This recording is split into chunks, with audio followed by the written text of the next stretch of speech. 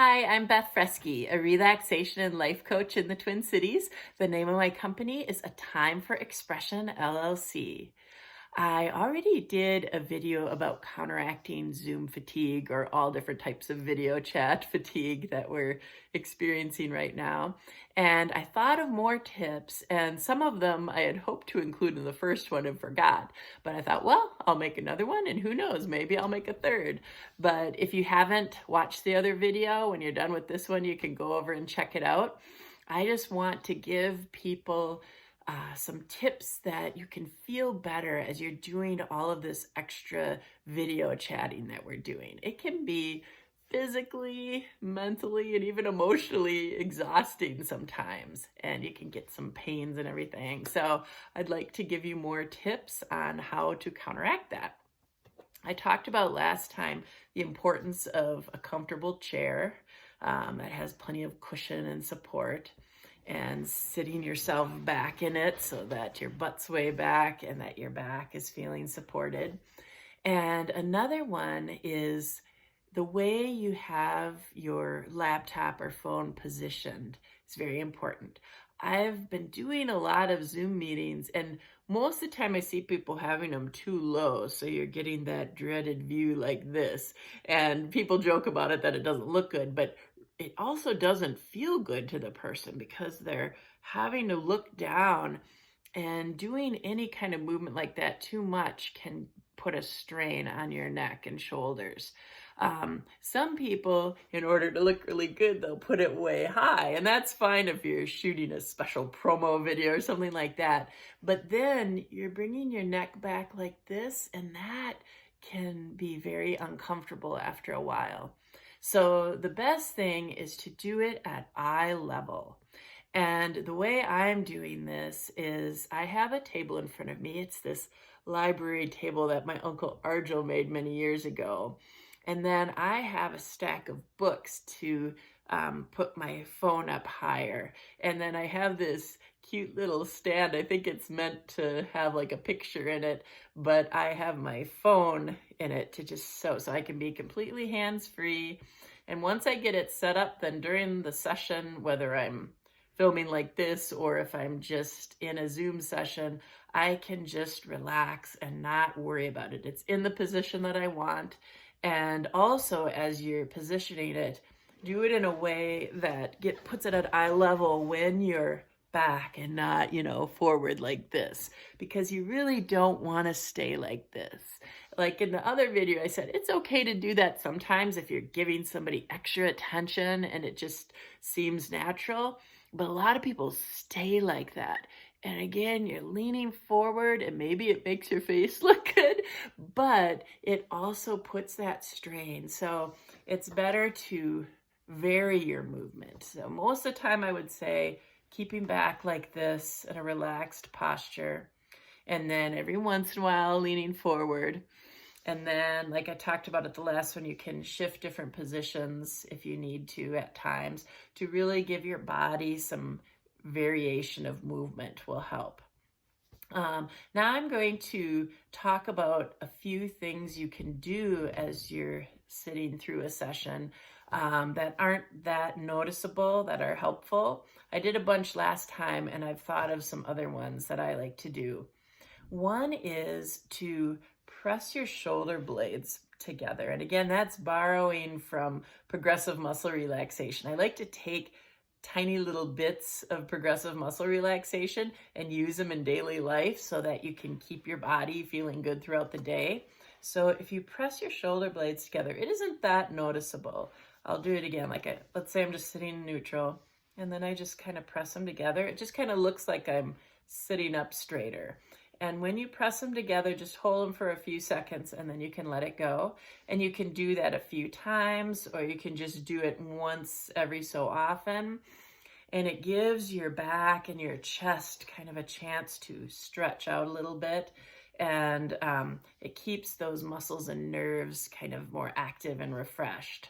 So that's one thing that can be very subtle but helpful. Another one that you can do is with your arms. So try to guess what I'm doing right now. It's not that noticeable, just kind of look like I move my arms. What I was doing is I was stretching out my arm and kind of pulling my wrist down like this with both arms. And that's good to get this part of your arm stretched out and your wrist. And you can do that a few times, and it's really not going to distract people too much. It'll just see a little bit of a movement, but it's good to do that. And you can also just bring your arms up a couple of times, and you can do it very nonchalantly and, bringing them up like that, or even less, you can just kind of pull them in towards you. But any kind of movement like that is going to loosen up your muscles and gives those nerves more of a chance to stay loose and not compressed. Because anytime we're just stuck in a certain position, and a lot of times you don't realize it. Like if you have arms on the chair, that can be great for a while. Like I like to sometimes put my arms like this, and then it opens up this area and again gives those nerves and muscles a break. But if you just stay like this the whole session, that's going to put pressure on your arm, and it just gives yourself that kind of tight feeling. So for a while, you could sit like this, then maybe put them loosely at your sides, and you can do a few little movements sometimes. Another one is I'm going up like this, and what I'm doing is instead of this way, I'm going like this, and it stretches this part of the arm, and it really doesn't look that noticeable. It's just a little bit of a movement. Okay, there were a few others I was going to show you. Now I got to think about it. Oh, another one you can do is press your legs tightly together. Again, borrowed from progressive muscle relaxation. And then you let them go. And this one, boy, you probably can't even tell that I'm doing it. As I look back, I might notice more of a movement, but as I'm just watching myself do it, it doesn't seem like a big deal at all. But pressing your legs together is good because your legs can get tired just from sitting in one position the whole time. Another one you can do is just slightly shift your weight from like one hip to the other, just a little bit.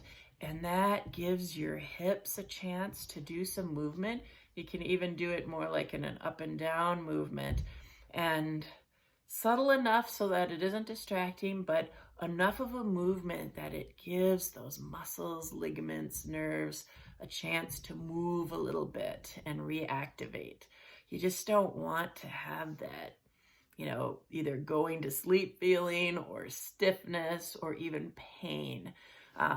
And sometimes a sedentary lifestyle is more painful than, some athletes who get sore from doing maybe too much exercise. It's nice to just keep a variation of movement, and doing some small ones throughout the session can be very helpful. Another thing I alluded to on the last one, but if you have the floor for a moment during a session, give yourself a chance and the whole group to take a little stretch break. So you could start talking and say, let's just take a moment and stretch and see if everybody will do it. Maybe some people will be too shy to do it, or they've got themselves positioned in the way they want to be, but modeling that feeling of just let's stretch for a moment, and if you don't want to be that directive, you can just say, I'm just going to take a moment to stretch, and you don't even have to tell people to do it. Maybe they will, maybe they won't. But I think that's okay in most situations. There might be times where you're in a session where you have to be a certain way, and then you got to do these little subtle things. But if you have a chance to model that idea of let's stretch a little bit, let's breathe, let's give ourselves a tiny little break. Especially those of you who have to do a lot of video chats during a day, in order to maintain your energy, taking breaks is so important. So let me think if there's some others. So there's the positioning of the camera, there's some subtle movements you can do, there's giving yourself permission and maybe the rest of the group taking a break. I think that's the things that I wanted to cover. So I'm going to end with a little bit of relaxation for you. And this is something you can do as a break or afterwards or before a session to keep yourself feeling nice and loose and free. So sit back in a comfortable position. Allow your body to be nice and free. Close your eyes to give yourself a break from the screen. You can just listen to the sound of my voice as I guide you through a short relaxation break. Breathe in fully and deeply, allowing the air to flow into your body. And then exhale, releasing the breath. Breathe in again, filling your body with air. When you're ready, breathe out, releasing the breath and any tension with it. Breathe in, feeling refreshed. Breathe out, releasing. Shrug your shoulders up towards your ears. Let them drop. Shrug your shoulders again. Lower them. Bring your right shoulder up. Let it drop.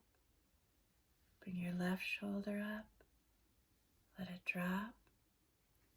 Shake out your arms. Shake out your legs. Make two fists. Release them. Wiggle your fingers. Spread your fingers wide. Then release them and wiggle your fingers. Curl your toes under. Spread your toes wide. Wiggle your toes.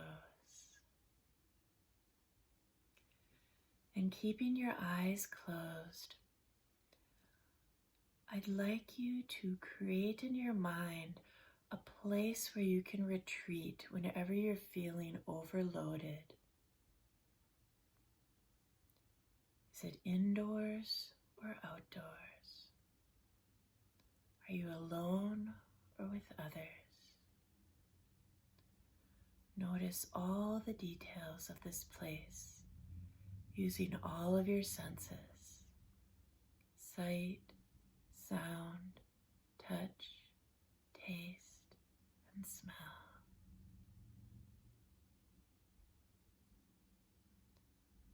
Breathe deeply as you imagine this place, a place that can be a safe refuge when you need to go there, just for a little while. And as you imagine this place, feel a sense of well-being wash over you, bathing your body, mind, and spirit in comfort and ease. This is a place where nobody is wanting anything. Nobody is expecting anything from you now. And all you need to do is relax. Breathe in. Breathe out.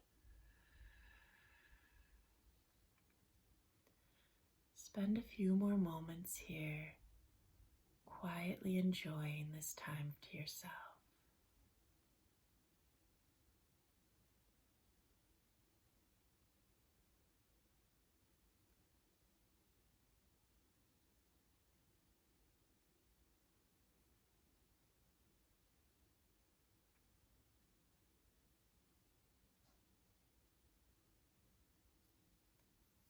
And now we'll end with some loving kindness phrases. May you be happy and healthy.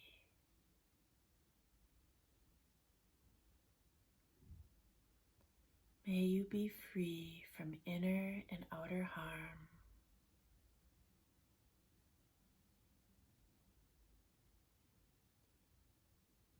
May you be at ease.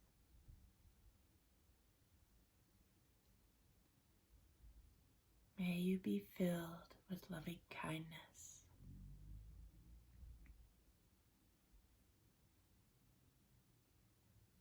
May we all love and protect each other.